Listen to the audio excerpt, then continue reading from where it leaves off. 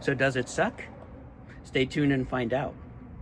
Today I'm going to be reviewing the Ryobi 1 gallon wet dry vacuum that's based on their 1 Plus 18 volt battery system.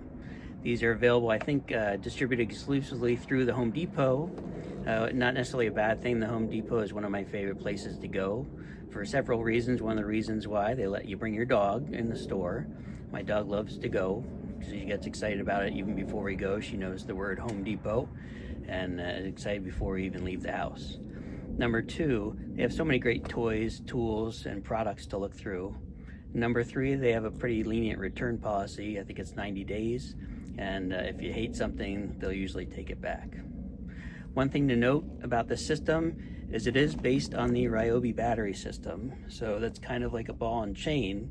If you have Ryobi batteries and tools, it's great. If you have some of the other brands, it's not so great. I've been very happy with the product.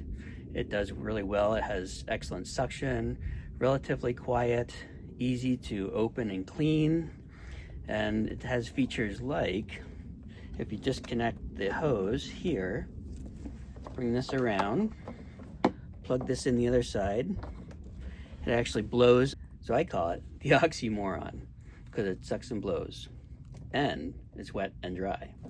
I've developed some marketing material to present to the Ryobi board and the marketing department, so we'll see how that goes.